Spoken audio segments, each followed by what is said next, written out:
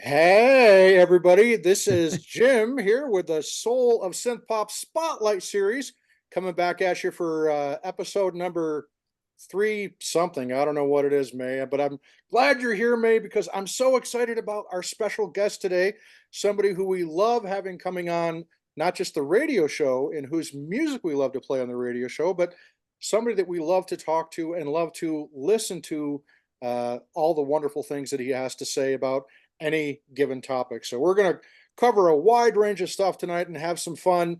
And Well, thank you. May, I will let you introduce this gentleman right here. Well, he jumped the gun and he spoke and it showed his face. So now you know who it is. Oh my goodness. It's one of my favorite people in the world, Claude Strillo of Anything Box. And just recently he has released an album, which is a compilation of things that have been sitting there waiting to be released. I got mine just the other day Nice. and I'm still trying to get around to posting about it. And so yeah, Otherverses is a lot of people think it's maybe new stuff, but it's kind of It older is stuff for a that's lot of been people. new. It Exactly, is. it's new for a lot of people. So that's what I think is really great. And so it's for a lot of people, this is new and it's exciting actually. I think it really is because a whole bunch of people who've only recently come into the fold are discovering this and it's amazing. So Well, thank you. Yeah, so welcome, Claude. It's always a pleasure to have you join us, and looking forward to talking with you about the Other Verses album. And I don't know if you guys can see, but I'm wearing the proper T-shirt Ah, you for today are. That is awesome. because we are all synth pop yay. AF, right? AF. Right on. It's So funny. You Claude, can't actually see my shirt. I just realized. Mine's funny. Mine's like a messed up American flag. aha, all right. Ah, sign of the times. I Um, Yes, Yeah. indeed. So tell us how the idea for other verses kind of came together because there were a couple tracks on there that myself being a longtime Anything Box fan that I did recognize, specifically Industrial Wasteland, which the first time that I heard that was on the Mixology Volume One compilation, if I'm not mistaken. that's Uh, correct. It's demo. so so yeah, just kind of give us a little bit of a quick overview of how the whole idea came together. Well, the quick style version of this, or do you want to hear the mythological, mystical version of it? Oh, I'm here for the mythology. Right. So, From you mixology to know, mythology. There we go. what happens is that every band goes through this, where you have a batch of songs and then you have the ugly duckling that either sticks out too much on the album or doesn't fit the mold. So I'll give you two examples because it's the best examples for that album. So Industrial Wasteland and Heaven are probably some of the oldest A-Box songs in existence. They're probably in the first couple of years when I started writing. Industrial Wasteland didn't make the first album because we thought it's too weird and too poppy. So what we'll do is we'll put it on the second record. That's what we're going to do. And Heaven, thank God in this case, um, the record company actually thought it was a really good single, but they said we have enough singles on this first album of yours, so we don't really think you need to put this one on there. And we were kind of upset about it, but it was like you don't need this one now. You can do this one for the second album. So two songs that now are supposed to go on the next album, right? Well, Worth, as you know, is very moody, is a moody record. And although Heaven probably could fit on that one, Industrial Wasteland definitely did not. So once again, it was moved aside. And we had a newer batch of songs by then. And it's like, you always like the new shiny thing. So we're like, well, we can put that one on one of the 12 inches. It'll be like a double A side or something. And then of course everything fell apart with Epic. So those two songs like basically stayed in our set here and there. Like every so often we would play them, but they just we just never got around to recording them. And so it was something that I would come across all the time when we would play it at a show or something and someone would say, I really love that song. Why don't you release it as a single? And of course we were like, because we're on to other things now, you know, and it's like, why go back to the past, you know, all that kind of stuff.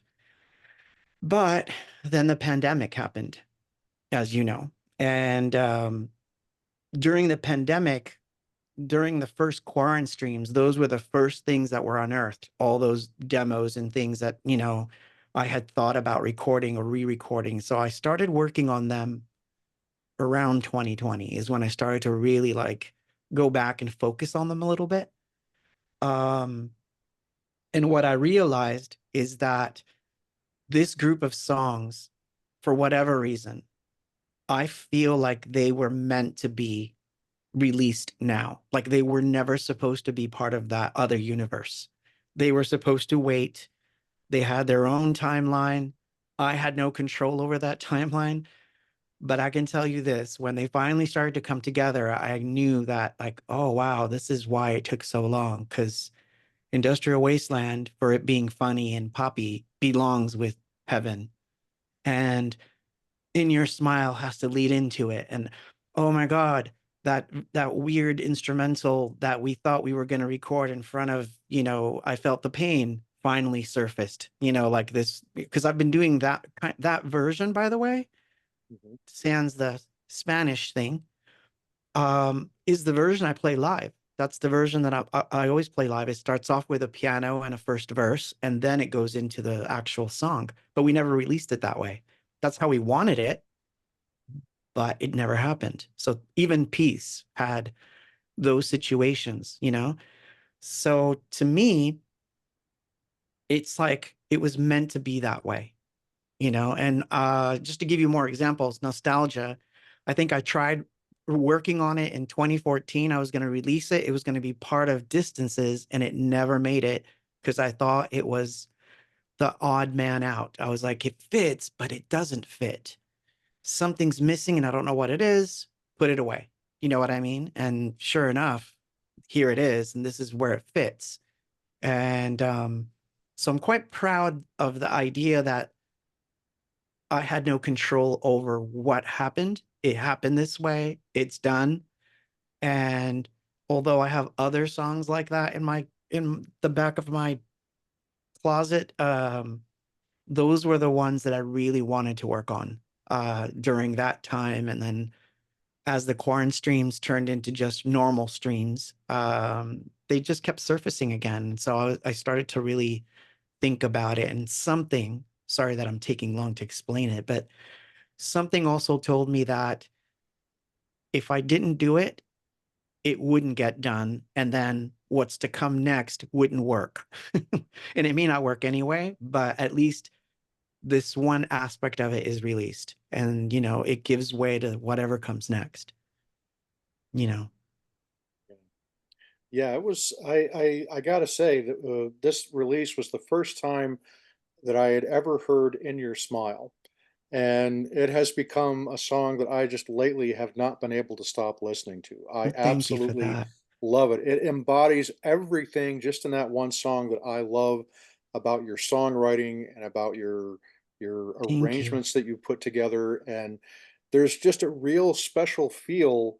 It's like listening to classic anything box. I'd equate it to, you know, I'm also a longtime OMD fan, and I love the fact that the last couple albums that OMD have put out, it's like they've completely recaptured the classic OMD that I fell in love with all those years ago. And That feeling. this other verses is just like that for me with anything box, because you know I think I've mentioned this before. You, as anything box, are one of my biggest musical inspirations and influences, Thank you, and Shim. it's so wonderful to listen to these songs, and especially the little short instrumentals and interludes that you put together that weave in between the songs. And but yeah, and the other thing that just blows me away, being a producer and audio engineer, I'm really impressed with how clean and how crisp everything sounds. So Thank you. again, massive tip of the hat. Not bad for this Uh, little room, I suppose. yeah. So that's awesome. Getting So better. It's getting better.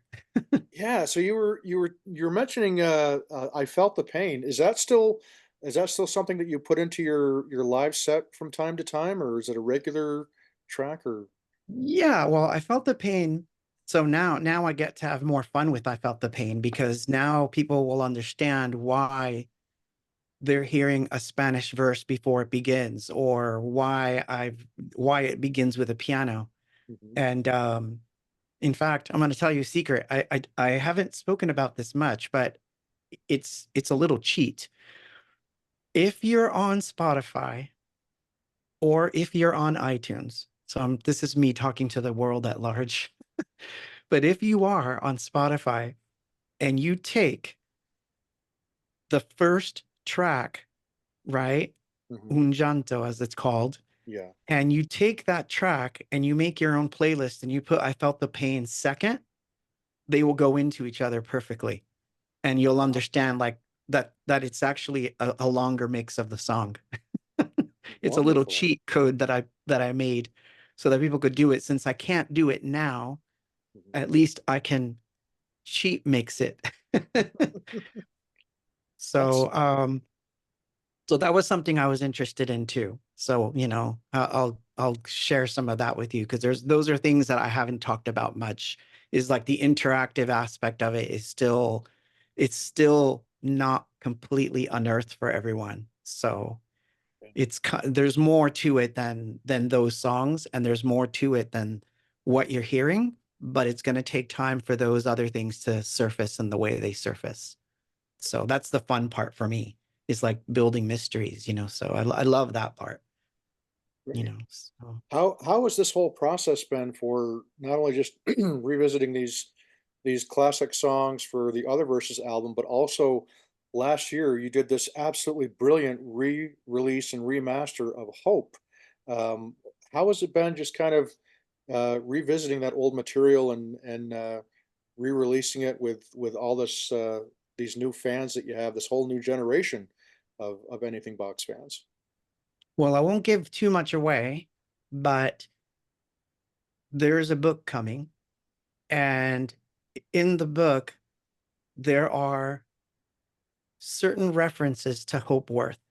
Hope Worth is sort of an ugly duckling of an album too, because I thought of it as what would happen if the remixes were the album, and there was no such thing as Hope or Worth. It was just this weird thing where it's just the singles made up a record of some sort. And so I wanted to like, so yeah, they're remixes. However, I wanted it to flow sort of like an album. So I chose very carefully like where those songs would go and like what would happen. And as you know, or if some people won't know, but if you get that record, you will know that there's some odd instrumental bits that happen that they seem to go somewhere, but you're not sure where they're going to end up. Mhm. And I will say that they end up at other verses in some weird way. And so that will start to surface, and then people will start to make the connections that they're connected in some way. So it was fun to work on that one because it was like the precursor of revisiting old material. Because to be honest, it's very difficult for me to revisit older material. Because the way I look at it is like I already did it, it's done. And if Right. it didn't come out, too bad. This is literally how I think. I'm like, so yeah, whatever. These people have to wait. I'm on a new thing. But something about those mixes and those remixes sort of paved the way a little bit for me to like feel a little bit more confident to revisit the old material without ruining it. I mean, Mhm. I hope I didn't ruin any of it, but my goal was to not ruin those songs, but to kind of bring them into this era, right? Right. So there's like a little connection between the two. And I will say that if it wasn't for Robert, who's my agent manager, if it wasn't for Robert, it probably wouldn't have happened because I was very resistant to the idea in the beginning. I was like, I don't want to do World Without Love again. Like, I don't want to work on it. I don't want to work on remixes of anything. So, because I'm not that type, but it worked, and it turned out the way much better than I thought. So that kind of paved the way to like get back to the album and finish it finally. It's like I have the confidence to make this one work. Right. Because what comes next is going to scare the crap out of people. That sounds So ominous. it's a little ominous, but so yeah, because I'm in weird experimental phases too. So some of that surfaces a little bit on other verses towards the end. And so, that's where things will lead into other things. And then, people kind of get the gist of what I'm trying to do, or they won't understand it all. And anything box will be history. Right. It's the risk you take. Always a risk involved with whenever we're dealing with this crazy world of music, as we all know too well. So I also wanted to talk real briefly about we also had the what was it, the 30-year anniversary of the release of Hope, the Hope album, which came out in a beautiful book form. And there were just it sound. I mean, it was always one of my favorite Anything Box albums. Even now with the remaster, everything sounds so good and massive. There you go, Mae. Yay. Mae's got a copy of it with her Got right my there. book right here. She's on it. I That's right. am. You are on it. Yeah. That deserves a drink. Sorry. And thank you for the shout Thank out in the thanks section there, Claude. That really hit me here. Thank you. Oh, Oh you're yeah. welcome. I meant every single word of that stuff. So Well, thank you. Yeah. Thank you so much. So a little, I got to tell you a little background about the the the time that we had this podcast session scheduled for about a week ago. Had we been able to make that happen, guess what that day would have been? your birthday? No, actually, it was October 12th, which was the first time that I ever saw Anything Box perform, and it was at Synthstock 96. Oh, the 96. Oh, Yeah, wow. yeah. And of course, that one was memorable for me, not just because it was that was when I got to meet you for the first time, but that was also significant because that was the first time that Paul Reinders had joined you guys on stage to perform for a fairly long period of time. So such a memorable show. What are some of your memories, maybe if you don't mind sharing some of your memories of performing at Synthstock 96? The trivia of that show was if my memory serves, that was right before my brother joined. So Danya and I were a duo for the first time performing um as a duo at Synthstock. So if for the A-Box fans that are like, chasing the trivia part of it, that's the only show that Danya and I did together as a duo. So that is actually interesting. I don't think Gary was there. He was actually. He was. Then He that was his was. first Yep. show. Yep. He was there. Then that was his very first show. Yeah. Because we asked him to join when, God, now you're gonna have me think about when was it that her and I played together and it was us by ourselves because we were terrified and we're like, we need that third person. Wow, crazy how the brain works. It's weird because I love Gary, of course, he's my brother, and I loved him in the band, but I can't remember him being there with us. I just remember it was Danya and I. Danya played guitar. I think Gary was like more, he was there, but he was like, you're just a body tonight. You're just someone to fill the space. You're not, you're like, he wasn't in it yet. Hmm. Um, He isn't the middle child by any chance, is he? We no, get a lot of that. no, he's not the middle child. Well, technically no. Yeah, I guess he is the middle child now. See, I guess I that would feel have you, made him the Gary. middle child. Yeah, yeah. But yeah, so I remember it being very nerve-wracking, and we hadn't seen Paul in a long time. And he was playing with Atomic Clock, I believe it was The at that Memory time. Garden. The Memory Garden. Yep. God, Hmm. the Memory Garden that's missing up here. Yep. Um, yeah. I just remember it was Robert Semro. Yep. And then yeah, he was playing with them, and then we kind of asked him like, come on, do something, and then he was up there. And then pretty much, I believe after that, then we were a 4-piece for a while. Mm-hmm. I mean, AVOX has gone through many iterations of, the amount of people on stage. Yeah. But yeah, that was, so I remember that.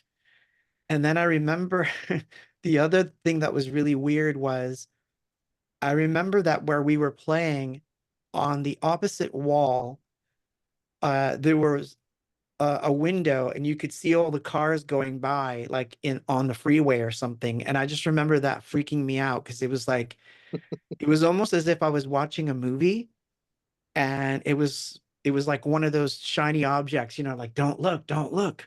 There's a red car. Don't look. Concentrate on your lyrics. you know, there goes the bus. Oh my God, it looked like it's going to hit us because the traffic was incoming. I don't know if you remember that, but you could see the traffic like Yeah. flowing almost as if it's going to, come through the window and hit you. Yep. So yeah, we were really conscious of that. I just remember that. And then of course, backstage with all the bands was fun. So Yeah, it was the one thing I remember about Gary was when I was picking you guys up from the airport and we were riding back to the hotel, Gary and I started talking about Spider-Man, and I found out that he was a oh, big Spider-Man comic fan. he And is. when I was younger, we're talking like back in the 70s and 80s, I used to collect, Marvel comics was like my big thing back then, and Spider-Man was one of my go-to collectibles. So it was kind of cool to connect with Gary a little bit on the Spider-Man conversations that he and I had. Did he admit that I gave him the comic books? And I don't know if he did actually. Because I was the one that was buying the Spider-Man comic books, and I was the one that was buying the Batman comic books. And then I would give them to him. And then as we got older, he inherited all my collection. Like he basically took my collection, and then he became in like what I would consider a comic book super fan connoisseur, way past me. Right. But I introduced him to that shit. So That's You awesome. know, it's funny you say that, Claude, because all the science fiction paperbacks were my sister's. And when she didn't move with us to Florida at the last minute and all of her stuff went with us, that's where I started reading her science fiction paperbacks. And that's how I acquired her copy of Zena Henderson's Anything box and other short stories. And so that's so I rad. it You became realize how mine. that could have gone different, right? Like she could have been an avid collector of like romance novels. Oh God. Right? You could have ended up with Lady Chatterley's lover, May. I know. Yeah, exactly. I ended up with that eventually anyways, but that's Oh, yeah, good yeah. times. Yeah, that Interesting was parallels. that was such a fun show, Claude, because I remember the one song that I really was hoping you guys would play at that show was, in fact, I Felt the Pain. And when you guys played it, I was just like off in another dimension because of how much I was enjoying it. And I, to this day, that remains one of my favorite live music moments was not just seeing you guys on stage and seeing Paul up there with you, but when you guys played I Felt the Pain, I was like, oh yes, this is a moment that I will remember for the rest of my life. And here we are 28 years later, and it's Discussing it's it. it's still burned within my brain and my So heart. let me make a connection between that date and the Hope Worth 12-inch because it's an interesting connection. Do tell. Danya played guitar and played World Without Love. She played that folk version that is on the record. She played that at the Salt Lake City show. Mhm. Um, which is something she never did before, and she never did it after. She never did it because she was very nervous that night, and she got through it. Um, but it was not easy for her, but she did it. And that version we had in the studio for the longest time, that demo. Mhm. And so it was like, you can play it. Let's just do it. Let's just do it. And then she did it. So that's actually interesting to me that see what I mean by the version of things or the mixes of things, it took that long for that to resurface. Yeah. You know what I mean? So yeah, I was really happy that she took the reins on that one when we were in Salt Lake City. I was very proud of her for that. So she did a good job. It's funny that you mentioned Danya playing the guitar because I actually have somewhere in my storage here at home, I've got video of you guys rehearsing, and Danya's got that beautiful Ovation Hmm. guitar that she had, that acoustic or electric acoustic, I guess. And she's actually warming up playing the opening riff from Queensryche's Silent Lucidity, which Wow. like blew my mind because that's like, you know, another one of my all-time favorite songs is Silent Lucidity. But to see Danya pulling out the guitar and playing that, I was like, that was a true jaw on the floor moment for me. So that was kind of cool that you mentioned her playing the guitar because I do remember that very, very well. It was short-lived, but the idea was since Paul had left, I was like, well, you can play the guitar on some songs. It was very short-lived. She's like, no, I'm going back to performing. She Yeah, goes, that stuff's too hard. But she was yeah, doing really good with it. I thought she was doing good. yeah. She did a great job. And if I'm not mistaken, didn't Paul, part of the performance that he did with you was he played the guitar on Carmen, if I'm Yep, not mistaken. that is correct. So That's how I yeah, remember it. Yeah. yeah, yeah. What a night. I mean that was just a great weekend because you had Seven Red Seven were the headliners on the night before on that Friday night, and then you guys were the headliners for Saturday night. And my band at the time got to open for you guys, so that was kind of like my big exciting moment was here I am. Gosh, I get to open for Anything Box. Holy crap. It So was fantastic. All of that. Like that weekend was a beautiful, beautiful weekend, man. it I was. loved it. I actually, May and I just last week we had a chat with Mark Nicholas from Cosmicity, and he played at Synthstock '96 as well, and we broke out some of the keepsakes and memorabilia that I had, and like I still have the ticket stub, and the other thing that I found was I found the old hotel rooming list of everybody. That's so And rad. do you remember the pseudonym that I had you booked under? No, I had you booked. no. I had you booked on. I used everybody in Anything Box was an their pseudonym was a member of Kraftwerk, and you were booked as Florian Schneider, if I remember correctly. I don't remember that, but that's That's right. rad. So like if you pull up the rooming list, you see you see great names on there like Brian Hazard from Color Theory was there, and you had you know That's awesome. all these other great folks were there. Mark from Cosmicity was there, and then all of a sudden you see Ralph Hooter and Florian Schneider and Carl Bartos and Wolfgang Fleur. It's like I remember who each member of Anything Box was that got those rooms too. So That's that so was rad. that was awesome. So I just had to share that little interesting tidbit. That is so cool. Thank you for sharing that actually.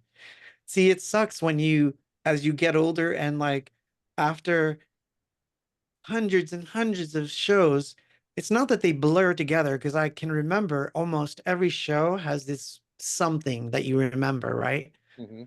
But you can't hold on to everything. You want to, but you can't. And that's something I've also been coming to grips with as I've gotten older is that, you know, you're not going to remember everything and not every detail can be set to paper. So it makes me a little more diligent to like set it down, record it, don't Yeah, wait for the production. If it's got to be done, get it done now so that it's not forgotten, you know? yeah, yeah. Very different, you know? All too well. Yeah. So you've got some live shows coming up for you're doing touring for the Otherverses album, and you've got some shows coming up in some really cool places. I think you're going back east to New Jersey or New York, if I'm not mistaken. Yeah, I'm Brooklyn, going to maybe Jersey Jersey. Okay, on the 2nd, which is just coming right up. right. Hence my my nerves because it's rehearsal time. It's like, got to get everything right. Um, But yeah, so rehearsals begin like tomorrow. Although tomorrow I have the stream, as you know, but Right. Fridays. So, but yeah, rehearsals begin, and that show is going to be interesting because it's a show that celebrates the three nightclubs that were part of not just Anything Box's journey, but a lot of new wave slash goth fans slash punk fans that loved these three particular clubs. Right. And we frequented all three of them, and two of them in particular we played all the time, which is the Pipeline, which, not many people know about the Pipeline, but it was a gem for us to, develop. Um, and then of course the Loop Lounge, same thing. It was a very diverse um set of people that would go there. And then Aldo's was the new wave dance club. And we finally got a chance to go and play there. But from what I remember, I don't think it ever happened, but we frequented Aldo's quite a bit on the weekends. So we would wind up playing at either the Pipeline or the Loop and then go to Aldo's the next day and Right. just, pass out flyers for the next show, wherever that was going to be. So it's a reunion of sorts. So I think that one will be a lot of fun. Great. And I get to play some of the songs that some of the Jersey fans will know because they're like, they were there at the very beginning. So they're going to be like, oh, we know Industrial Wasteland. We know Heaven, because that used to be part of our sets back then. So Right. that'll be fun. That's awesome. Um, You'll have to tell Mikey hello for me and tell him I said go Steelers. I will. He'll His love that, his Steelers actually. destroyed my Raiders. We won't talk Yeah. about the Raiders, but yeah, have some of that Jersey pizza while you're back Oh, there in Jersey, right? that's a must. That's Yeah, got to happen. no doubt. Absolutely. So you're doing some shows in Texas as well, Absolutely. as we get down the road a little bit. And so obviously the next question I have to ask is when are you going to come to Utah? You know, it's never really up to me. Because I get this question a lot, like, come to Vermont, come back to this, or Right, you know, and it's like, if it was up to me, I'd be on a plane, hopping on a plane every 3 weeks, going somewhere. right. So I'm very open to going everywhere. Mhm. But that's not how it always works out. Um, to give you an example, next year I'm going to Germany. Oh, nice. Like, yeah, I actually have a German gig. I was Wow. like, wow, I'm doing a festival. So it's not always up to me, and I'm always the last to know. In fact, someone that's working on a remix with me um hit me up about San Francisco in January and said, so I'm going to see you in January. And I'm like, where? And he's like, San Francisco. And I'm like, I'm going to San Francisco in January? And he's like, you don't know? And I'm like, I'm always the last to know. But if you say I am, I probably am. It's a bit far in the future for me, but yeah, I tend to, it's not always up to the artist as much as people think. It's like, we might say no to something or yes to something, but the reality is shows are sometimes planned months or years ahead of time, Mhm. you know. Yeah. Hence Germany is like in June of next year. It's booked, it's set, but it's that far off. So Right. who knows? But interesting things are coming next year anyway. So we'll see. I have a feeling that it's very possible. Well, that's exciting. So folks, you just heard it from Claude. There's going to be all kinds of great show opportunities coming up if you live on the East Coast there in New Jersey, and of course Texas. And you can find out all the live dates coming up at the official Anything Box website. And Claude, I'll let you tell folks where they can find that tour information. The best place is anythingbox.com. That's There the we go. best place to get all the tour dates. They're pretty up to date. As I get them and they're booked, that's like updates and direct links to tickets. And yeah, don't rely on my posts because I've been known to mess up the ticket links. Follow the official route. But yeah, anythingbox.com is the best. Of course, you can always reach out to me on X or Instagram and all that because I'm on all those. I'm on all those weird places that you find people at. I'm there. Awesome. Except Awesome. TikTok. I don't do TikTok. Yeah, I don't do the TikTok thing either, and had to get rid of my Instagram because just I just found my inbox on all four of my Instagram accounts because I had one for the radio show, I had one for my podcast, I had one It's for, hard, man. yeah, just all kinds of, you know a lot of fraud, fake accounts, and things like that that were trying to spam me with all kinds of stuff unrelated to anything I was ever interested in. So I just got rid of Instagram, and now I stick with the two main dumpster fires, which would be Facebook and and Twitter or X. That's X. that's plenty to keep You an. know what's funny? I I didn't get rid of any of them really. I didn't. Although I don't use my Facebook personal page as much anymore. Very rarely that I do. Mhm, But I do use the band page all the time. So it's basically those three for me for the mhm, most part. Although, I'll dip my feet in other things just because I've come to the conclusion so I'll give you an example.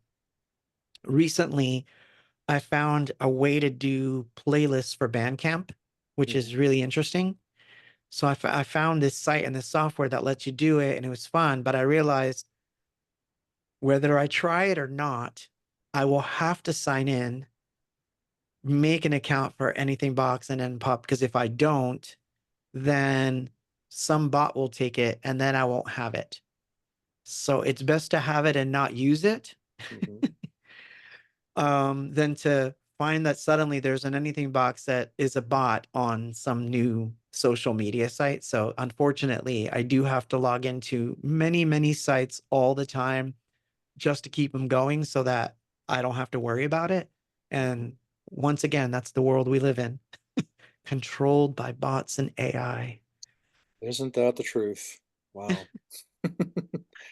So I want to kind of change gears here, and I wanted to tell you I tuned into your live stream a couple weeks ago, and you had the most interesting topic that you were discussing. It was about people and artists in general that find themselves at the stage in their career where they're just ready to pack it all in and throw in the towel and just say, screw it, I'm all Yep, done. I I'm don't out. want any more. I'm out.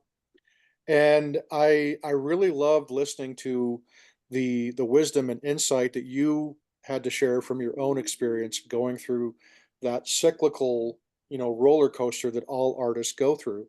And it really hit me pretty hard. And I know that you know a little bit of the background and what I went through recently with the passing of my dad, and just wanting to walk away from being an artist at all. I didn't want to do music anymore because of all the ugly harassment that I was getting from folks over in Europe that didn't think that America there was a place in the scene for an American, and all this Isn't really that funny how that works? it Um, really is, and but I found myself, just as you were relaying your various stories.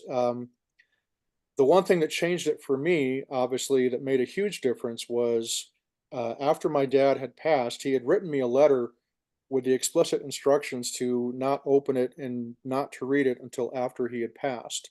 wow, And that's hard, man. That's a deep one too. it is. And what made it kind of more bittersweet was about 3 months before he passed, he had bought me a brand new Roland Juno X synthesizer. He knew that I was really interested in it, and what he said to me was years ago when I was a teenager and I was first getting into synthesizers, full time. I really wanted a Yamaha DX7 because this would have been 1986 or thereabouts, and the Yamaha DX7 was so ubiquitous; it was everywhere. Everybody was using one, and so I asked my dad for Christmas one year if I could get a Yamaha DX7, and needless to say, he didn't get me one. He got me a Yamaha PSR 32, which is like a consumer grade. I know exactly what that is. And so Not a DX7. so you can imagine my disappointment at not getting a DX, but um, it was what my dad was able to afford, what my mom and dad were able to afford at the time. And as I look back, that having that synthesizer, it wasn't even a synthesizer, it was just a, consumer grade keyboard like a Casio. And but it allowed me to, number one, I learned how to play chords on that. I learned, a lot of just the very, very basic rudimentary skills of playing a keyboard by having that little, pathetic Yamaha PSR 32. It can teach you And arrangement skills. it completely did. That's exactly what it did. And so my dad, for all these years, I mean, since then I've had so many synthesizers. I finally eventually got to buy myself a Yamaha DX7 years ago. But my dad told me, he's like, all these years I felt so bad that I couldn't buy you the synthesizer that you always wanted. And so he surprised me one day and said, here's let's get you this Roland Juno X that you're so excited about. And of course I was just, blown away. And so it meant a lot to me to get that gift from my dad. But I was already going through the stages at the time of making the determination that I was going to end Eminent Soul, that I wasn't going to do anything else with Eminent Soul. I remember. And I remember you and telling me. yeah, yeah. And so fast forward to about a month or so after my dad passed, and I read this letter, and the letter basically was telling me, he knew that I was going to leave Eminent Soul, that I wasn't going to. He knew how heartbroken I was and how just fed up I was with all the politics and nonsense. And he just said, Jim, the happiest I've ever seen you in life when you're not holding in one of your newborn babies, he said, is when I see you behind a synthesizer. He says, when I see you on stage, when I see you performing, he's like, there's just like a glow about you. And he said, I don't want you to ever lose that. And he said, what I want you to do is I want you to take all this anger, all this frustration, all this sadness and heartbreak that you're feeling and turn that into something creative. And Exactly. he says that's the only way you're ever going to heal and get past this. And Wisdom. lo and behold, there's my dad, still throwing truth at me from beyond. And your advice to a lot of the folks that struggle and that go through that cycle of where you feel, nobody's taking interest in what I'm doing, or in the worst case scenarios like I dealt with, where you're having people viciously attack you and destroy you for your music and saying you don't belong because you're of, Now bullshit it's even American and worse. stuff like But that. So I it's mean, no, I get it. I get it. It's like it. Yeah, haters are gonna hate. That's the overarching part of it, right? That yeah. people are gonna hate, that want to hate. That's gonna happen. Mhm. Um, I remember. What's funny? I was thinking about what your dad said. What your dad said to you was very similar to what a therapist said to me once when I was in, because I went to therapy once Mhm. when I had gotten a divorce. And I was like, it was like I'm like, I blame it all on music, because I had to blame it on something, right? So I blame everything on music. If I hadn't done this, if I hadn't done that. And so I remember just talking to the therapist about it, and then she would ask me like questions about music. She's like, well, what is it like when you're blah blah blah blah? And then I'd be like, oh well, she's like, and she told me, she's like, for all the things you're saying, every time the subject of recording, music, or painting comes up, you sure do animate. And I was like, huh, but it's music's fault, right? Yeah. So, that's what we deal with as artists, because the world will tell you like, okay, first of all, I think you had awesome parents if they bought you even a PSR 32. Yeah. I was the kid that when they found out that music was going to be the thing, They made sure there was no musical instruments in that house Oh, no. to make sure that I wouldn't take interest. And then when they did it, finally, I didn't have an interest. So they sort of thought we won. He hates it. Yes. So there's that. And then there's, of course, the public, thing. So, in the day and age that we're at, like, I mean, I can tell you right now that if I have any point of view that counters whatever's popular or populist in the political spectrum of things, Oh, the yeah. first thing someone will say is, your music sucks. I'm going to attack you and, make sure nobody listens to you ever again. Yep. So we're at a point, Mhm. and we think that hasn't been going on, but I mean, as I said in that stream, people had been saying that to me since I was a teen trying to make music, oh, you're going to make music with those things, like machines that will take the place of a drummer. Shame on you. You're going to hit a one note chord. Shame on you.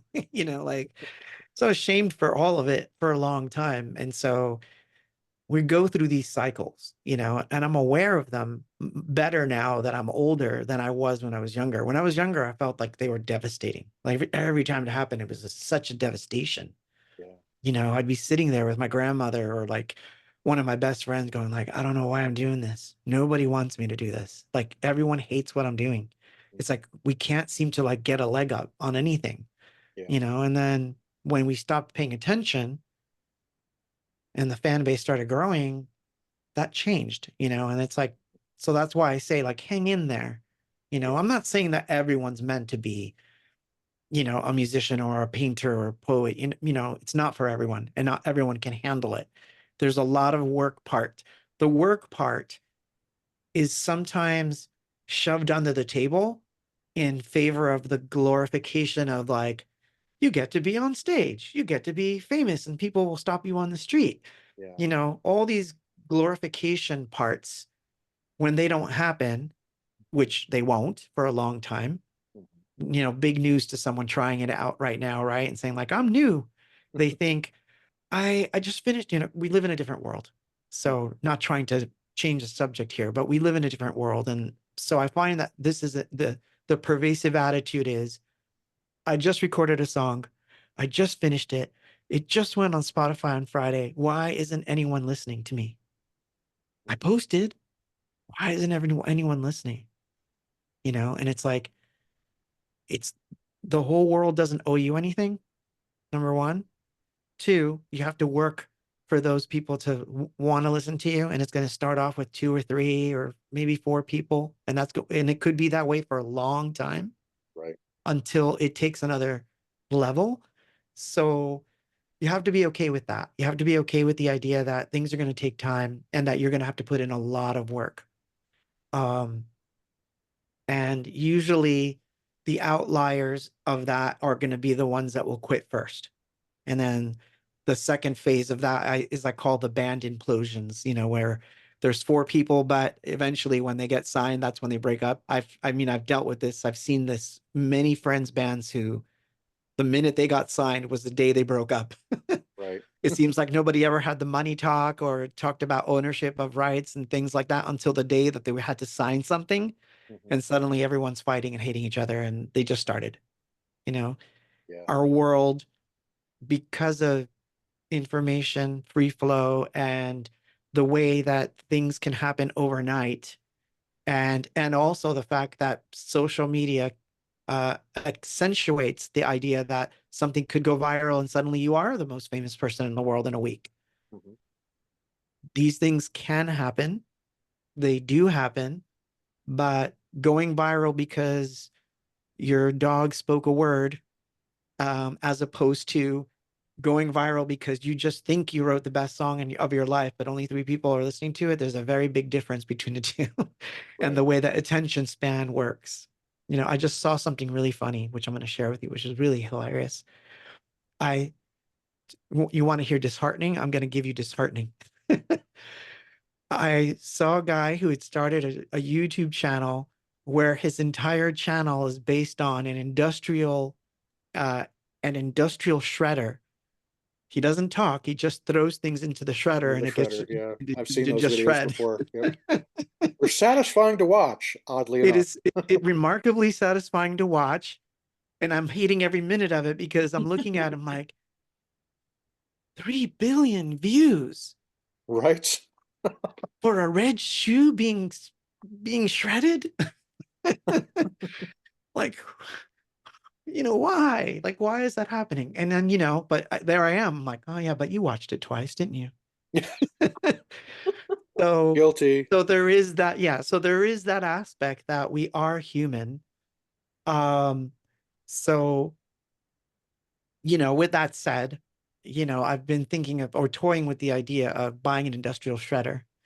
And what I thought of doing with that industrial shredder is non-verbal reviews of records. It's on the turntable and it's playing and it just keeps playing. Or I take the record and I throw it in the shredder. That's awesome. And that's the whole review. Oh So there you man. go. I just gave somebody a $1 million idea. There you go. Oh gosh. Yeah, I know. And I don't know if you've ever seen, they've also got these videos where like they have these industrial presses that go down and Yeah. Yeah, they I've like seen it. crush objects. It's like same thing. And like you're like, who the hell in their right mind would actually sit and watch? Oh wow. So I read about the guy You know? and he's like in Paris posting and he's like, well, this is how I get to post from Paris. I'm like, God, I'm doing the wrong stuff. I'm doing the wrong thing. Oh, But the funny part is that as artists, your mind wants to compete with that. And at the same time, it's like, it's not the same thing. Music, I spoke with someone very recently about, we're going to get into weird stuff right now, but we were talking about marketing and they were talking about, how music has to be run like a business. And I agreed on a lot of the points, except for one. And the point where I really disagreed was you can't, although, yes, obviously record companies put out ads in magazines. Yes, they get you interviews with other, with YouTube channels, or if you're signed to a label, you might get on some TV program and they want to talk to you about the music. Here I am talking to you about music. Yes, we do these things. However, music doesn't have that same quantifiable, it's a product thing. Like, I invented a ball that sticks to walls that your dog will chase and it has lasers. It's not the yeah. same thing. So even though you think, wow, they marketed that so well that they sold millions of them, I'll do the same thing to sell my record. Won't work because a record is not the same thing. It has to hit someone on an emotional level. It has to do something to them Precisely. that lasts a little bit longer than that moment of gratification. And while you could say, true, a video might do that, and it's true, it could, um, it's still not going to do that for the entire album that you're putting out. And, nowadays people are saying, don't put out albums, put out singles, which I think is a terrible thing to suggest. But I because agree. at the same time, I don't think it really works the way people think it does. Mhm. Um, we were talking about this and I had to bring it up. Like, so forgive my ignorance, but as an example, he brought up Imagine Dragons, right? And I do know who the band is. I've heard the name before, but I couldn't think of a song that I had listened to that I had heard at all. Like I know nothing of this band. Got started in So Utah, actually. yeah, and apparently very popular. Hmm. So I looked it up and I think the top song has 8 billion listeners a day. And I'm like, 8 billion? And how come I wasn't one of them? Like, why am I not one of them? Like, why didn't this not hit my radar in any way, shape, or form? You would think algorithmically something would tell me, like, hey, this is pretty good. You should listen Right. to it. 8 billion people liked it, Hmm. right? Yep. And that just proves my point is that just because something's really good doesn't mean everyone in the world's going to hear it, you know? And it could be super uber popular in this one area. Although I have to say 8 billion is, I mean, that's practically the planet. Right. Yeah. So, so I mean, I wish that could happen to me. I mean, I wish that could happen to everybody, but I don't think that we can predict that. Music is not predictable the way a product or a widget is predictable, you know? Right. So it takes a different approach. It has to be a different approach. And so far, the only thing that's ever worked for me, and so which is why I say this and I tell this to people, is the thing that worked for me was we were just ourselves. All we did was, this is who we are. Yeah, we're serious, we're funny.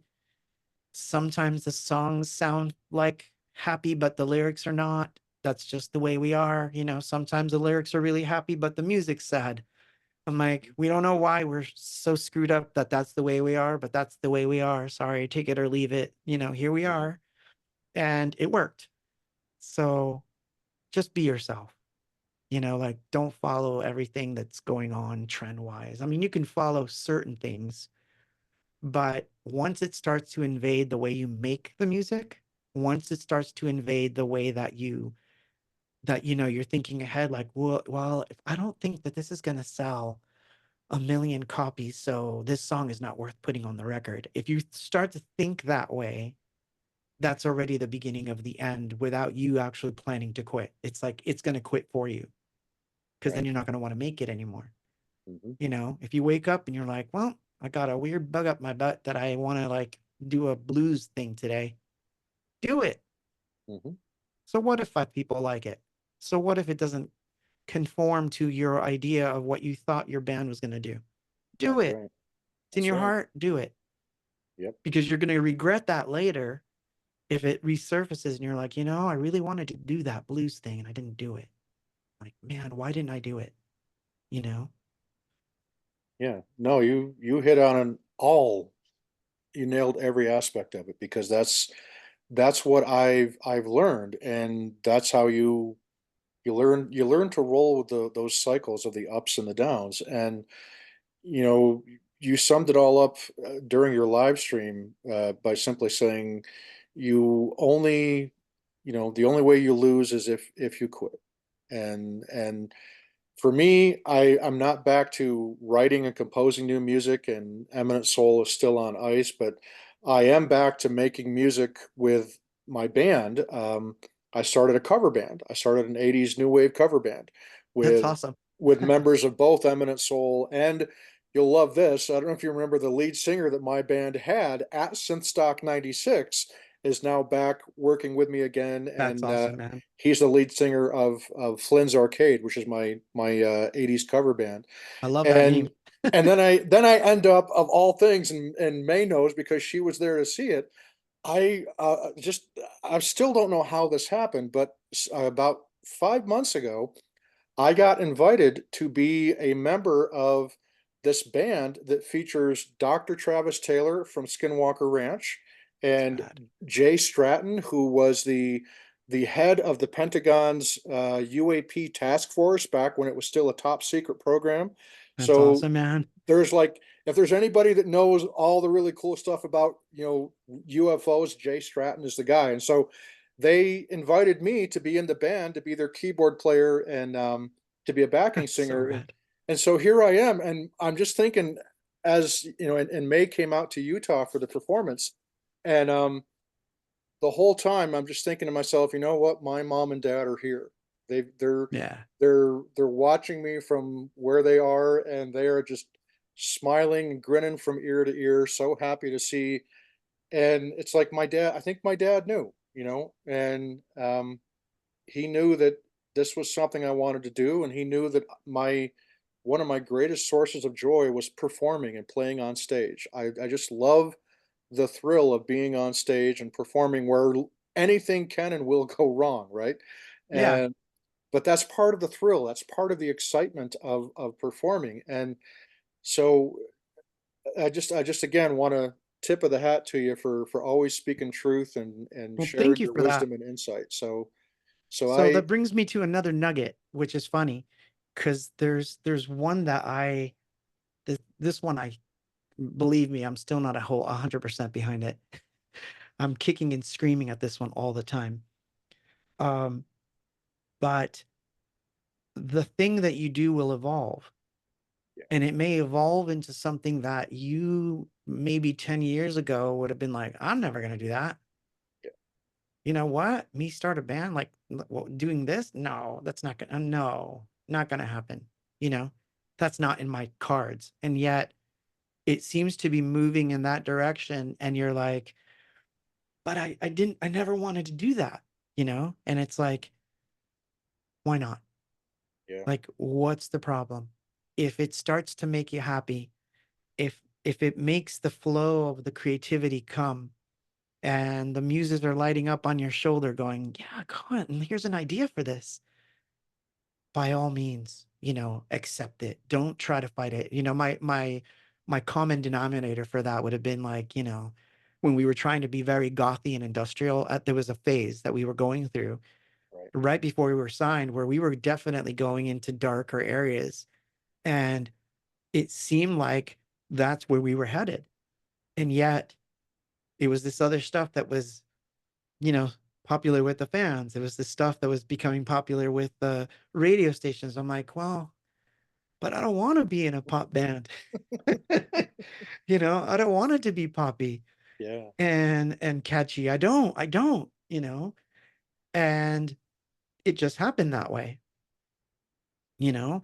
So you can always go back into these other facets of your life. It's easy because first of all, we think we can't, like says who? Like who's there to put a gun to your head to say, don't do this? Like really, except you know? Yeah. So I'm all for it. Yeah.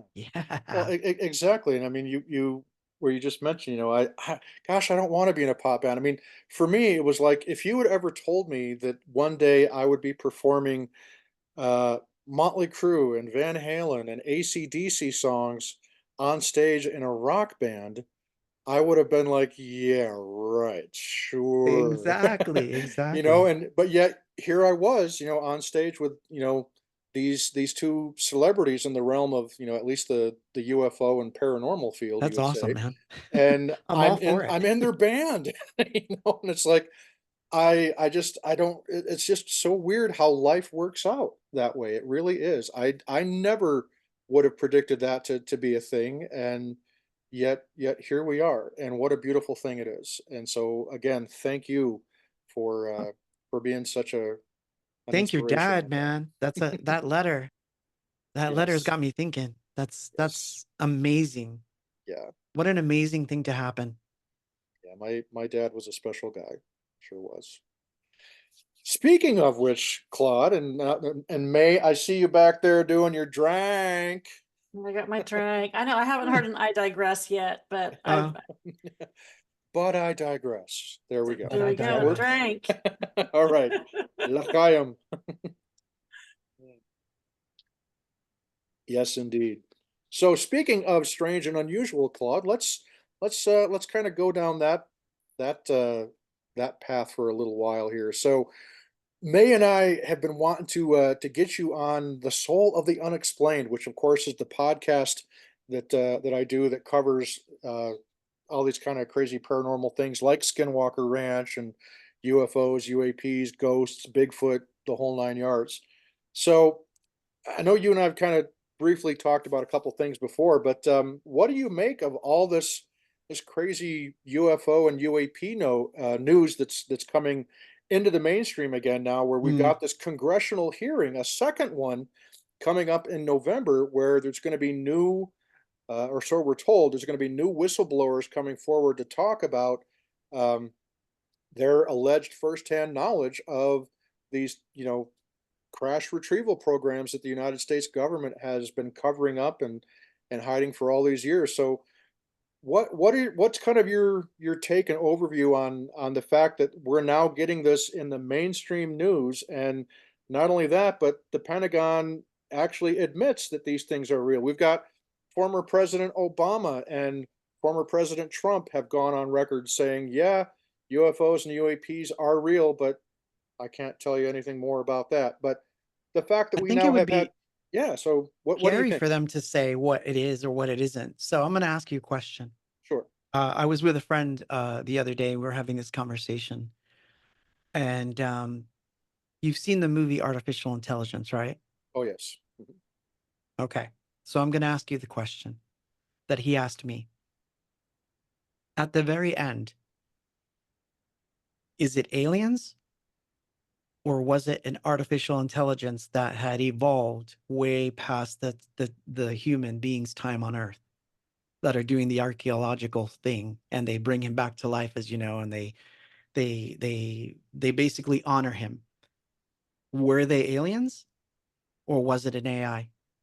Right.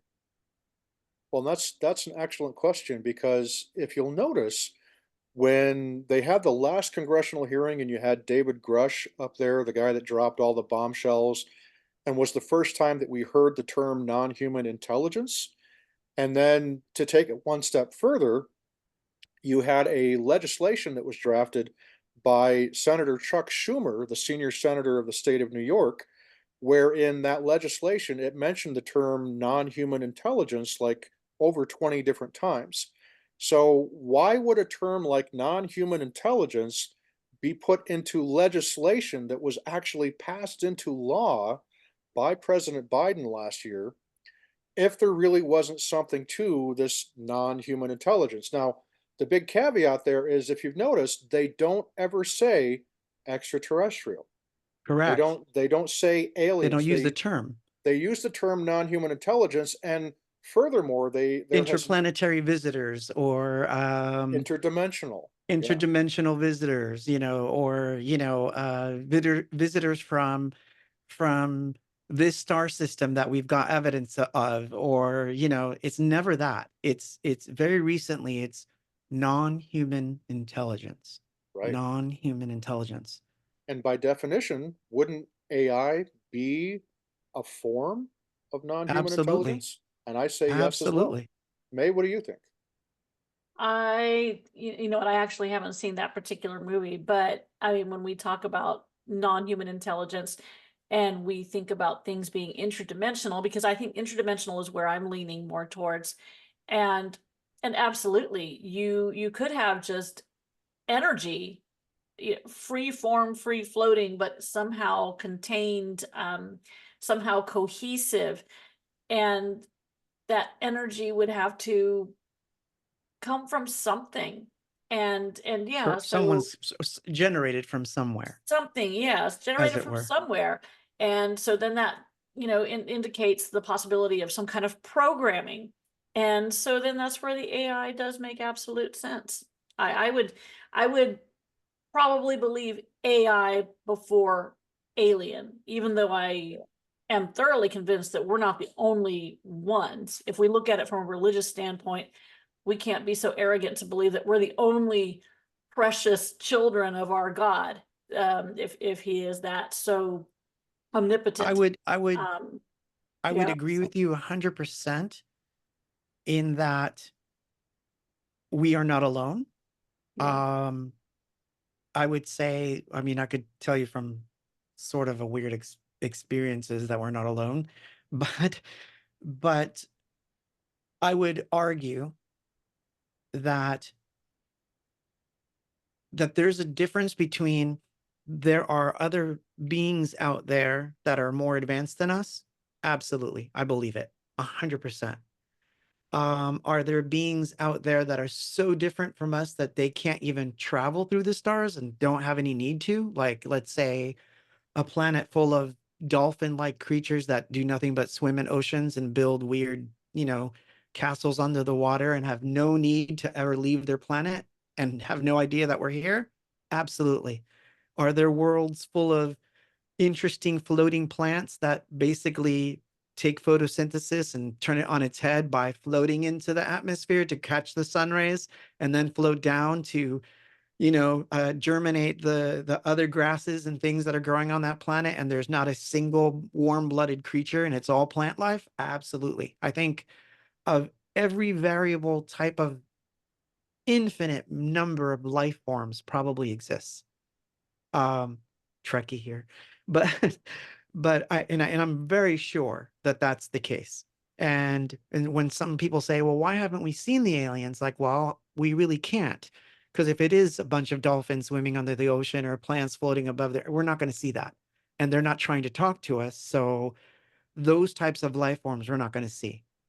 Um, so you could take that equation out of the picture. Now, if you go to intelligence, well, intelligence is a funny word, but if you take, let's say, life form that's a lot like us, that are advanced like us, and they exist somewhere, and they're in exactly at the same developmental stage as us, let's say give or take 10, 20 years, they still can't see us. We still can't see them.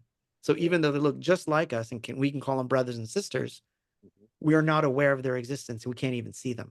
We can't even communicate. Right. So I'll give you that. But what's visiting is might be very different.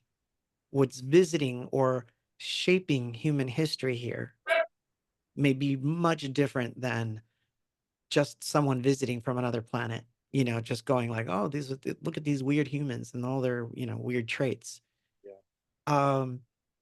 So if it is an AI, it's us or what we built many, many years and eons from now, visiting, going back in the past to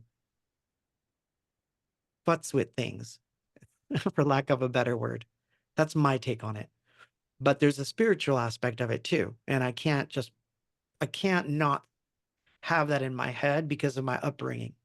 So there is a part of me that thinks, well, could interdimensional beings also be coming through and futzing about with Yeah. things? And the answer is, yeah, it could be. It could be both. But when it comes to the UAP question, I found that wording very, very interesting. Non-human intelligence. Well, you know, and there's people that think that non-human intelligence literally means angels and demons. I'll say it because no one's going to Absolutely. say it, Yeah. come out and say it. But, and that's, you know, of course, the more progressive minded atheist type of person will say, well, there's no such thing as aliens and demons. I don't know. I mean, Yeah. that's debatable too, Right. because you can't discount people's experiences altogether as like human human error phenomenon. You know, you thought you saw this, but it wasn't really that. You know, I'm like, I don't know. Yeah. You know, Well, if there's you, so much to it that I think that to dissect that subject is far more interesting than for me to come to a conclusion. So I keep my mind open to dissect it. I want to get as much as I can from all the different sources and sort of,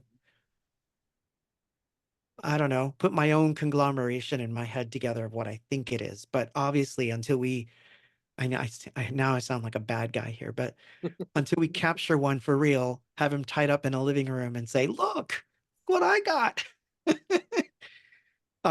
It's true though. We won't have that, right? Yeah. Until someone can say, I'm calling I'm calling every single news channel because I got one of these things tied up in my living room yeah. and I know what it is. We Yeah. don't, all we have is speculation. So it could be AI, it could be alien, it could be angels and demons assuming shapes, it could be robots from the future, it could be future humans, highly evolved, coming back.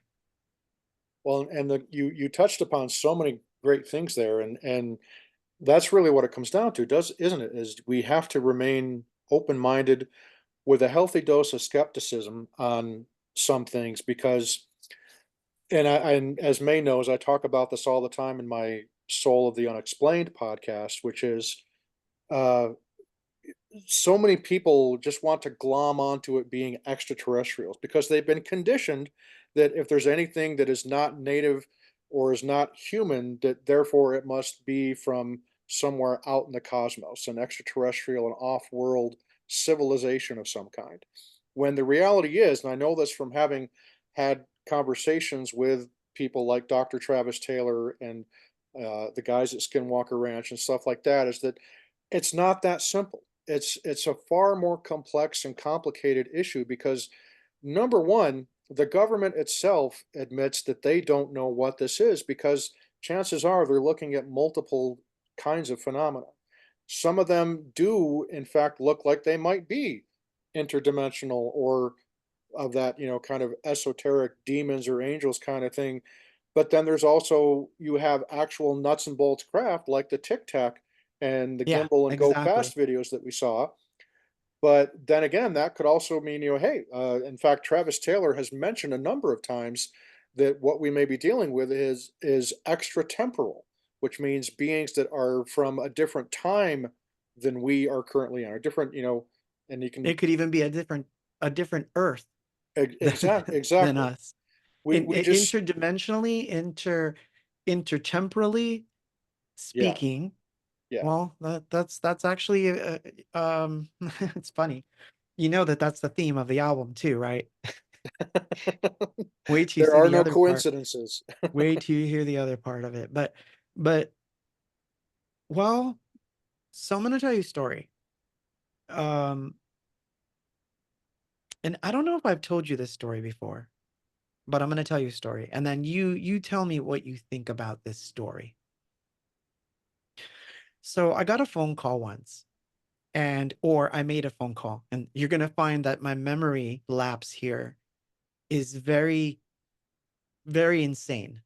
Okay, and I'll grant you this.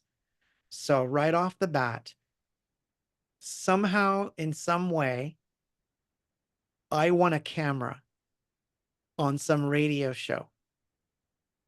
And I either called in and was the caller number 9, or the phone call came through that you did something and you requested a song, and therefore you are the winner of this particular camera and you need to go pick it up. And it's going to be, I can't remember the city, but it was out in the desert somewhere here in California. It was about maybe 2-3 hours away from home. So I grabbed Gary and I say, let's go. We're going to go pick up this camera I just won. I just won a 35 millimeter camera. You know, I love cameras. Right. So we're in the car. We drive. We're driving. We're now quite deep into SoCal. Like we've gone up. I think we took, it's funny. I can't tell you what freeway we took. All I know is we were on the freeway for a very long time, almost to Vegas, when we finally decided we were really, really hungry and we should stop and eat. So we see this Burger King. We get out of the car. We go into Burger King. We're in line. My brother's in front of me. I'm behind him. And then suddenly, out of nowhere, there's this guy. Think of what I said, desert, Right. near Vegas. There's this guy in a long overcoat, literally standing next to me. He looks so out of place that you wouldn't be dressed this way in the desert. You just wouldn't. And he says, pointing to my brother, he thinks he knows what time is, but he doesn't know the definition of time at all. And as he's saying this, my brother turns and it's like, what? And he just turns around and walks right out of that Burger King. And he's like, was he talking to me? I think, and I said, I think he was talking about you. Let's just go talk to him. We leave the line. We go find this guy. This guy was nowhere to be found. We go around the building. We go into the restroom. Guy is not there. Okay. So here's where the story gets weirder. We never wound up where we were supposed to be to pick up the camera. We just drove back home. So we came home empty-handed, and not just empty-handed, empty-memoried. We came back home like, wait, where were we? Like, we were driving, right? He goes, yeah, the weird guy, the weird guy. We remembered the guy. He's like, did we even eat? Like, did we actually eat at Burger King? We never went back in, did we? And Wow. I'll tell you, man, every time that I've gotten together with my brother and we try to tell each other this story so that we can remember it, Mhm. it gets more difficult to get the thing together. He'll Mhm. say, no, it wasn't a camera. You want a film thing, like you were gonna like a part in a movie or something. And I'm like, no, no, no, it was a camera. He's like, it wasn't a camera. And I'm like, but we agree that we never made it to the destination, right? He's like, yeah, we can agree that we left. I'm like, well, why would that freak us out so much that we would just come home? Like, that wouldn't freak me out now. Like, I don't think anything like that would freak me out. So I'm going somewhere with this. When I was a child, I remember getting up in the middle of the night and we had a walk-in pantry, right? And I did one of those things where it's like, as a child, you love cereal, right? Right. So I'm like, I'm gonna get some cornflakes or whatever it is from the pantry and make myself a bowl of cereal because I'm hungry. When I opened up my pantry, there was something that looked like, for lack of a better description, picture someone beaming in the way that on Star Trek someone beams in and out of the transporter room. I can see the shape of the person, but they are completely made up of what I looked at like static, like television static. And it was aware of me. I was definitely aware of it. And when I opened that door, it fizzled out. Like it's as if it's like, I wasn't supposed to be seen, so I'm gone. I'm out of here. Right. Never had a proper explanation for that. Never could think of anything like that. And of course, if you bring it up, it's like, oh, you were having a psychotic episode as a kid or something, like, Yeah. oh, maybe because you were in the hospital or they gave you some meds, maybe some meds made you hallucinate. I could grant that, but it's not it the first person I thought of when I saw that man in that Burger King was that thing. That's the first memory that popped into my head was he's like one of those he's like that thing I saw in the pantry, except he's fully formed. But he's one of them. That's literally the thought I had. Right. Um, so can I explain it? No. Does it F with my head? Absolutely. So I've had encounters where I can't say that was an alien. I can't even form that thought. It's an alien. I don't know that it's an alien.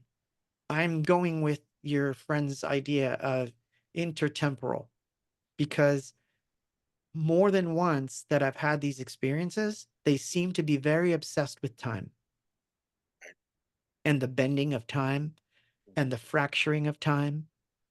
Um, and I think that it could be, it could be that we're being held back in some weird way from exploring those powers ourselves, that we might have that aspect, that we may have the ability to do just that. Right. And we teach ourselves that we don't have that kind of power. We don't have the power to, conjure a door and walk through it and suddenly be somewhere else. Mhm. And yet we've seen stories of this actually happening, that Yeah. people have traversed through some sort of door and wound up somewhere else. This Mhm. is an actual thing. People have done it.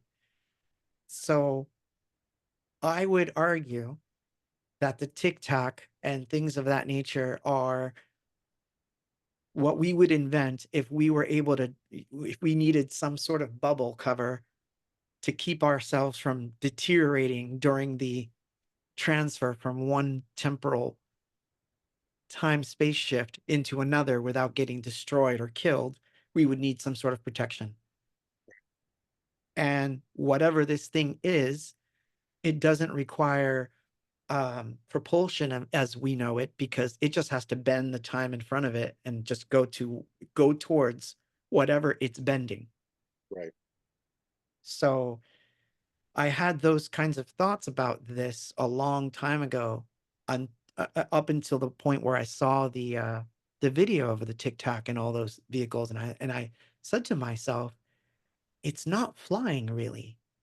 It's opening. It's just cutting through our gravity fields and our temporal, and it's just going from one little point to another, and it's just able to do that much faster because we're bound by aerodynamics, and air's pushing against us, and we have to have a thruster that pushes air behind us for us to travel. And this thing doesn't have to do that. It just has to open a little tiny little wormhole, fall through it, open the next one, fall through it. And that's how it does this whole. I Right. don't think that's an engine.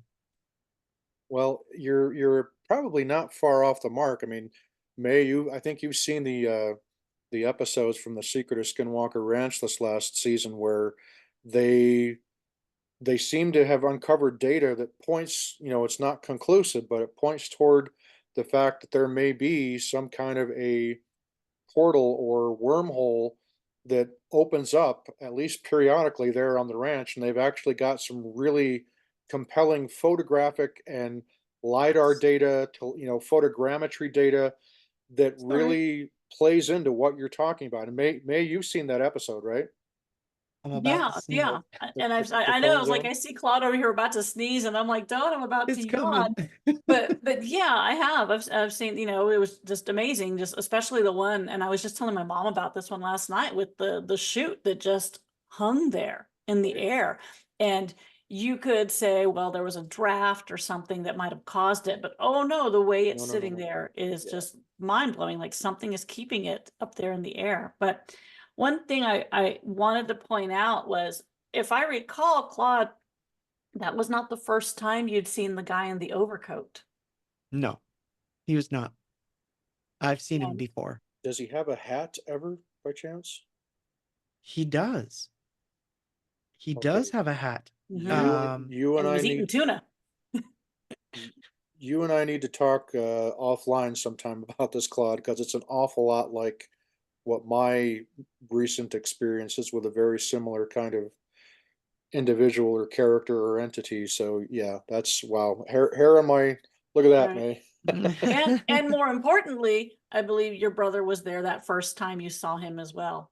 Yeah, So yeah, so I mean, when we talk about, you can have 1,000 different witnesses that have experienced something individually, and it helps when you have 2 or 3 people that experiencing something together. But it's that time when we finally see 1,000 people all experiencing the same thing together that we can say, irrefutably, there's something.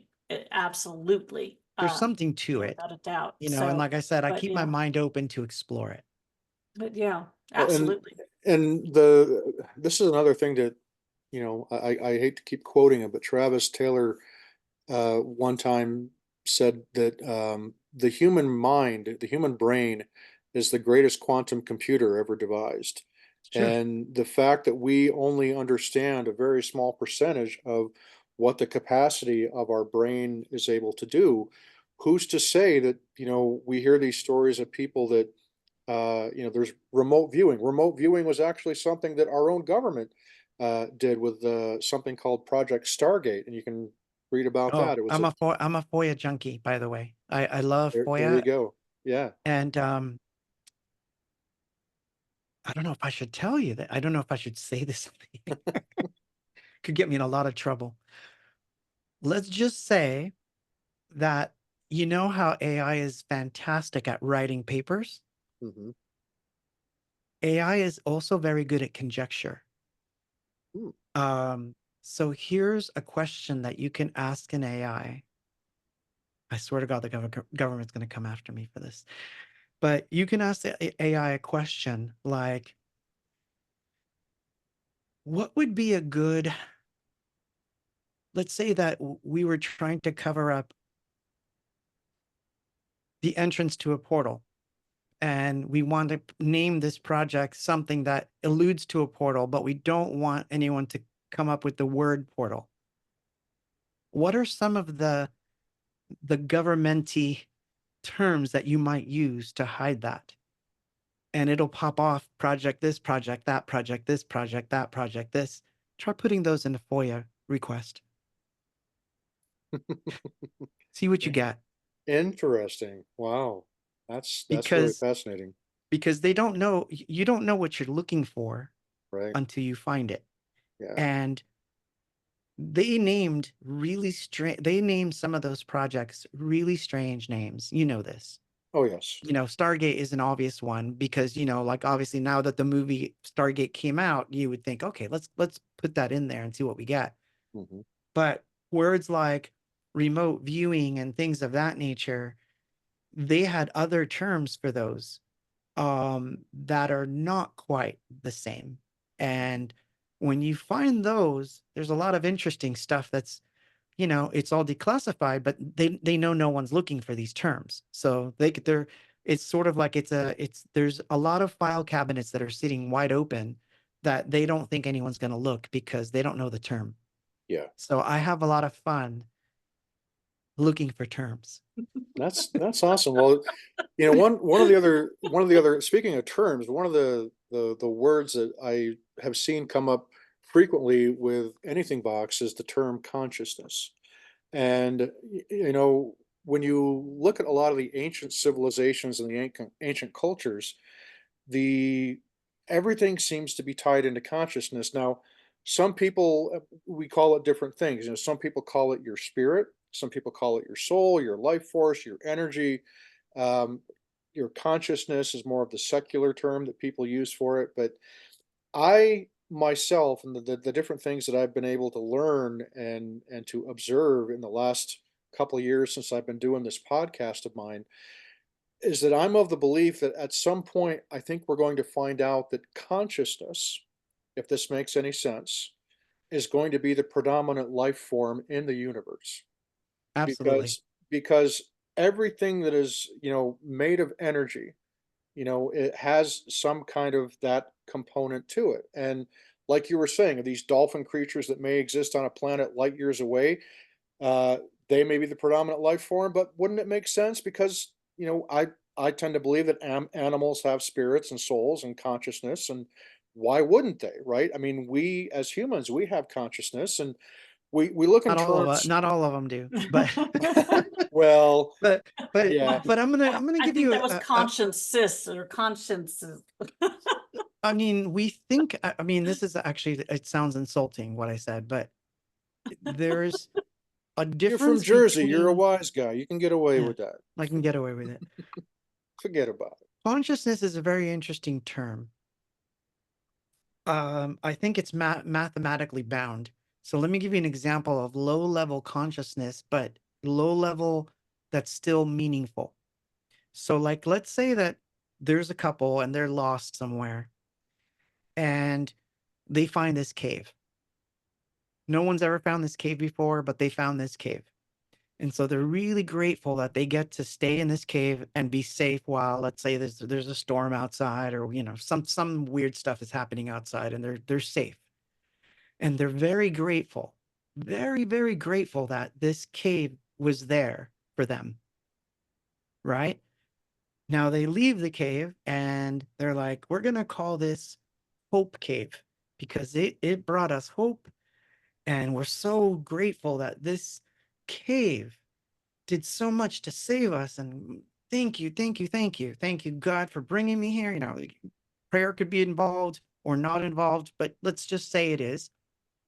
Now, what they've done is they've imparted some of their consciousness onto the cave.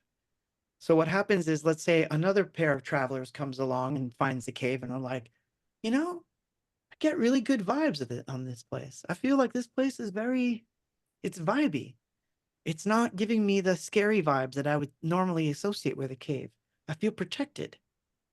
That cave, when this has happened, has sort of evolved. It's got a low level consciousness. It cannot communicate, but it knows I, in my very limited form, can provide shelter for someone, and that makes me happy. Mhm. So I'm not just a rock.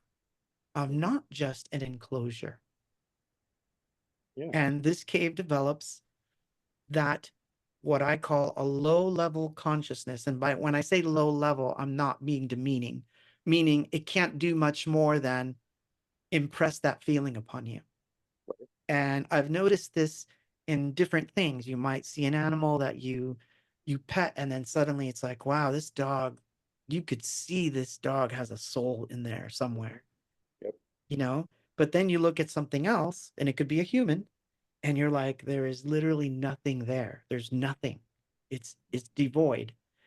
Humans are what I call higher level intelligence, but that doesn't mean that they're higher level consciousness. They don't have to be. That's why you have like a cold-blooded killer that can just like, and it's like, I don't know, I just did it. I have no idea. I just did it. That person didn't mean anything to me. That victim didn't mean anything. These people didn't mean anything. I just did what I did. Right?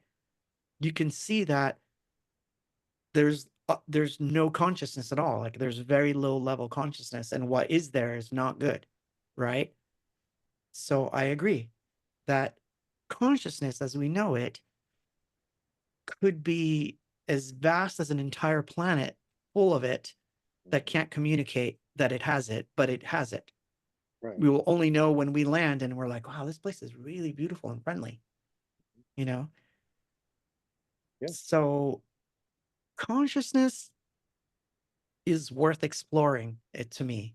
So I love like exploring the aspect of consciousness with the paranormal because I think they're Yeah. connected, obviously. I think that when consciousness is able to traverse that energy field, then we can see things that normally we're not supposed to see, or that, when I say we're not supposed to see, maybe it's not that we're not supposed to see them.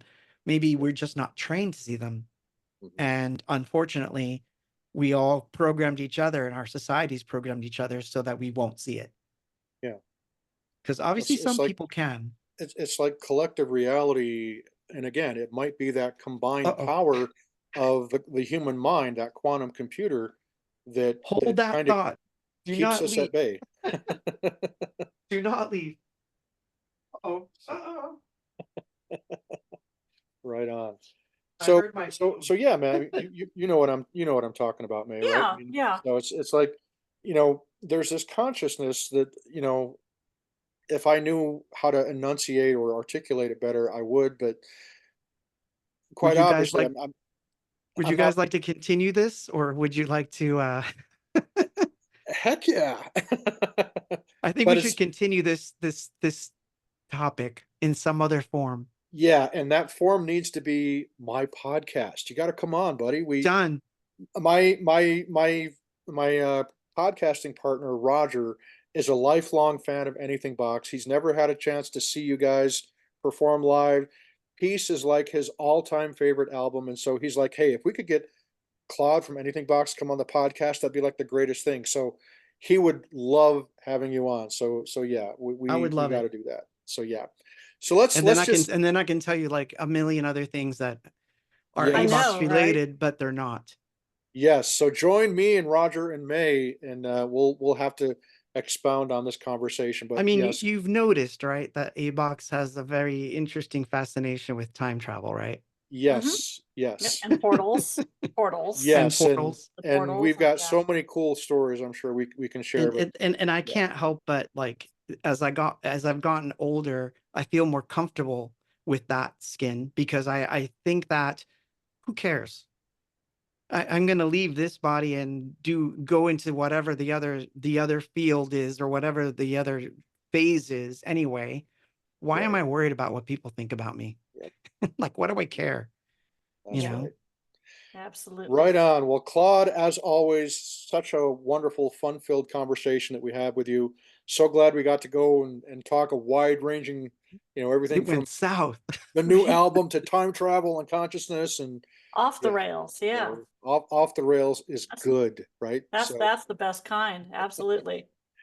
right on. So just some closing thoughts and remarks. Again, Claude, people can find your album by going to, I believe it's anythingbox.bandcamp.com, if I'm not Yes, that's mistaken. right. The Bandcamp, or if they go to anythingbox.com, there's a nice link there too. So Wonderful. And folks can find the Otherverses album, which is the current Anything box release, as well as the Hope Worth EP and that brilliant The Hope 30th book. 30th anniversary and everything, all things Get them anything while they're box. while they're hot, because there's only like last I checked, I think there's 30 books left. So Right Wow. on. they're going fast. Awesome, But awesome, awesome. thank you for And having me. Sorry that I have to yes, run. I know. Looks yes, like Claude's yes. got to run. So, Claude, we'll let you go. Thank you so much, and we got to make some time to do that podcast. But I'm in. I am in. okay, And then May, prepare notes, and I'll have secret links to like weird things I found because I have them. awesome. We'll Cool. we'll we'll leave it to May to get that set up. Claude, we're going to wish you well. Thank you for joining us, and best Thank you wishes so to you. much. May, thank you for joining me. And folks, hit that like and subscribe button. Hit the like button for sure, and we will see you next time right here on the Soul of Synth-Pop Spotlight Series. Next time, we're going to do a roundtable to kind of sum up 2024, and we'll see you in about 2 weeks for that one, folks. So take care. We'll see ya. See ya. Yeah.